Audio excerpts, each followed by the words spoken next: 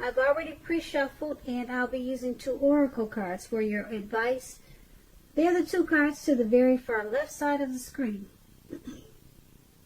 Then I'll go through the past, present, challenge, and outcome. So, Aquarius, we have energy flows where my intention goes. And then we have gratitude. Now, gratitude, it speaks about being thankful. A grateful heart is like a magnet, drawing toward it a wealth of abundance. So, what these 2 cards are basically saying is that when you put your energy towards being grateful, having gratitude, you'll become like a magnet drawing in wealth and abundance. And that's your oracle advice for today. So let's move on to the recent past. We have the 5 of Wands, and then we have the Death card. So with the 5 of Wands, it refers to romantic. Well, it could refer to romantic, it could be work or career, but it's about competition. So it would have been important for you in the recent past to not be afraid of competing. You should have known that you have something to offer. You had something to offer, and that you could have been successful too. But you would have had to try to see the results. Now, when this card appears in a reading, your need to believe in yourself would have had to be stronger than ever. So you also would have had to hold your head up high, have faith that you would have ended up in the place that was right for you at that time. You may have been thinking of a career change, so you would have been successful at that too, but you had to know it, you had to believe it. And when it came to relationship questions, the person that you had your eye on at that time, they probably were being pursued by several people. If this was the case, you gave it your best shot, or that's what you should have done. You needed to know that you had done all that you could do for the relationship where your heart was involved. This can also work the other way around, meaning that you were being pursued by several interested people romantically. So that's the 5 of Wands, and it's paired with a Death card. Now, the Death card doesn't necessarily or even usually indicate physical death. In fact, it's considered irresponsible for readers to predict physical death. That's irresponsible of other readers, because we're creatures with free will. Such things, they're not written in stone. This card simply indicates transformation and change.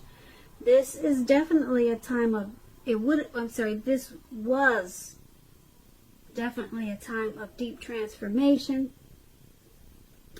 And it could have been both internally and externally in your life. Situations, things, people that you had counted on or had gotten used to, they probably were no longer available to you in quite the same way as they once were. This transformation, it can be difficult for some people. The change, though, is usually always needed. And when it comes to love questions with this Death card, if you were clinging to a relationship at the time in the recent past that you were unhappy in because you didn't want to let go of the familiar, or because you hate the thought of being alone, you were probably doing neither yourself or your partner any favors at that time.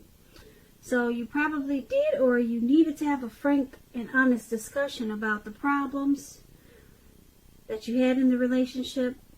And if they can't or would not make changes, or you couldn't and you didn't, then perhaps it was probably time to let it go. Not all relationships, they're fixable, not all of them, but you would have needed to try it first. So with these two cards paired together, the Five of Wands and the Death card for your recent past, there was a lot of competition. You've probably found yourself in some type of competitive situation, and you could have come out on top. But like I said, you would have had to believe in yourself in a real big way. Believe that you could come out on top. Your belief in yourself would have had to have been stronger than ever at that time. And being that it's paired with the Death card, something caused some deep transformation. There was some type of something that caused a big change in a real big way. Deep transformation and change. So it had something to do with some type of competition that you were in. So I don't know if you came out on top or not of whatever you were competing against. But if you did or if you didn't, it led to some type of drastic change. Now the change probably didn't feel good with this Death card, but it was needed. Okay? Something that you had gotten used to was no longer there for you in the same way. And it had something to do with all of the competition that you were experiencing in the recent past. So let's head on over to the present time, and we have Page of Cups, and then we have Page of Pentacles. Now the Page of Cups is about a need to play, dream, have some fun. When this card appears in a reading, it means that you're taking yourself too seriously. You probably heard the saying that you probably heard the saying that there's a difference between taking yourself seriously and taking your work seriously. Your work is imperative, and the second could be a disaster when you take yourself too seriously. Okay, so that's what the Three of Cups is about, and it's paired with the Page of Pentacles. Now this card is about boredom. So Aquarius, are you feeling bored in the month of February? Or maybe you will be and you just don't know it. But you're probably doing some things. You're probably going to be tempted to say or do things to shake things up and people up just for some excitement. Rethink that impulse. Find a better use of your energy. Excitement can be created. The Page of Pentacles is a great energy to support you when you have tedious work to get accomplished. The page can give you focus, backbone, and the will to stick to a task that's not necessarily glamorous or fun. So, with these two cards paired together for your present time, the Page of Cups and the Page of Pentacles, there is a need to play, dream, and have some fun. And don't take yourself too seriously. But be careful with it. Be very careful with it at this time. Because, like I said, you could be tempted to shake things up with people that you know for some excitement. Because, you're going to shake things up for some excitement because you're kind of bored. That's what the Page of Pentacles is about. You're bored, or you just don't have enough to do, or you just want something to, you're just looking for some excitement. So just focus on playing, dreaming, and having fun. Forget shaking things up, because you could find a better use of your energy at this time, because you'll have a lot of it with the Page of Pentacles. But you want to rethink that impulse of shaking things up, because I don't know, it could cause you to lose some friends because you're doing it for out of boredom. So you might cause some disturbances at this time. So just focus on playing, dreaming, and having fun. But you're going to be tempted to shake things up. So be careful with that. Alright, so that's the present time. Now let's head on over to the challenge. We have the Nine of Wands, and then we have the Tower card. Now the Nine of Wands, it indicates anxiety and worry, being burdened and keyed up over certain concerns and issues. The first step is usually to take a deep breath, calm down. Don't let things that you're worried about overwhelm you at this time. Take it one day at a time, 1 hour at a time.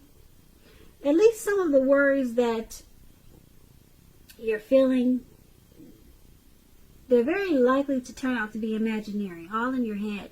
So get very specific on what you're afraid of and pick it apart. What is the true likelihood of the worry actually happening? So comfort yourself at this time. And if you need help, don't hesitate to ask for it. Trying to ask for help is the mark of a strong person. So that's a Nine of Wands, and like I said, it's paired with a Tower card. You're trying to hold on too tightly to the status quo, which can be a disaster at this time. You have to roll with the changes. It's likely that some people, situations that you've counted on as being there for you, they may no longer be there in quite the same way. So this doesn't have to be drastic, because we all know change is the nature of life. And if you try to prevent it, it's going to be like trying to row upstream without a paddle. If you have been building castles in the air, some of them may come crashing down at this time. That's only a problem if you let it be. You'll be able to replace them with some more realistic and reachable dreams and goals if some of them fall apart in February. Dreaming is important, but it's also important to be living in a reality too. So, with these two cards paired together for your challenge, the Nine of Wands and the Tower card, there's something you're going through or something's happening that's causing some anxiety and worry. Anxiety and worry. So it's about trying to take things one day at a time, 1 hour at a time. Get very specific on what you're afraid of. Pick it apart. Because the anxiety is probably actually all in your head. Okay, but then you have the Tower card. So something comes crashing down, but that's gonna have to be okay, because like I said, change is the nature of life.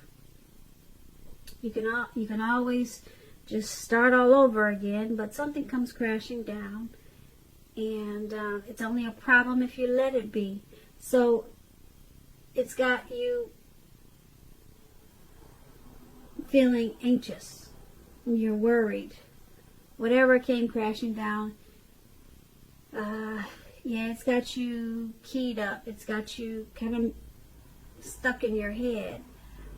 So just pick things apart one by one, and so whatever came down is messing with you a little bit. As you can see in the picture, this man has these swords all around him, circled around him, and it looks like he's battling himself. So that means you're going to be stuck in your head about something that probably didn't quite turn out the way that you probably wished it would. But like I said, the Tower card, it's only a problem if you let it be. You'll be able to replace whatever it is you were trying to do with some more realistic and reachable dreams and goals. Okay, so that's the challenge. Now let's head on over to the outcome. We have the Ace of Swords and then the Lover's card. Now, with the Ace of Swords, it can indicate new beginnings of some part of your life, possibly on many levels, many fronts. Sometimes this new beginning can be started by a separation of some kind, from a relationship, from a job, from a situation. Just know that as anxiety producing as such new beginnings can be, that underneath it all is good beneficial energy that's getting you to where you really need to be and want to go. The Ace of Swords, it calls on us to not be afraid to take a leap if it's in our best interest. Now, the Ace of Swords is paired with the Lover's card. It's associated with the astrological sign of Gemini, the twins. It's possible when this card appears in a reading that you could be feeling ambivalent about a relationship or a situation in your life. It could be that your heart is telling you one thing and your head another. In general, the thing to do within bounds of your morality is to follow your heart. When you get this card in a reading, some people say there are only two modes that any of us operate under at any time, and it's fear or love. So when you can, choose love, and that's what this card is about. The Lover's card is love in capital letters. This card is very powerful card when it comes to love. It's that twin flame type of love. It could also mean a rebonding of a long lost love. Either way, you're going to be very happy. So that's a great outcome. This outcome is about a brand new beginning. Something very positive. And it could be on many fronts. Not just one area, but many different new beginnings. Many new beginnings, not just one. And like I said, it could be from these new beginnings could be because of a separation of some kind. And I'm thinking it has something to do with the tower moment. Yeah, whatever came crashing down, it's causing you to have many new beginnings. And I'm picking up with this Lover's card, I'm picking up that it could be a new beginning in a relationship. Yeah, a relationship. It could be a situation in your life, but I don't know. The Lover's card is so powerful when it comes to love. I'm thinking it's either a new beginning with a long lost love or just a new person in a real big, beautiful way. Because like I said, the Lover's card is one of the tops when it comes to great love and relationships. It's very powerful. So, not so bad for the outcome, Aquarius. Not bad at all. That's a pretty good outcome. So I hope you enjoyed this reading. There's going to be a link below of the extended version of this reading. I'll go over a lot more. I just want to say thank you so very much for watching. Please comment, please subscribe, hit the notification bell so you'll get notified when I post the next reading. I am hoping that you're enjoying 2020, and I also want to say that I hope that you have a beautiful February.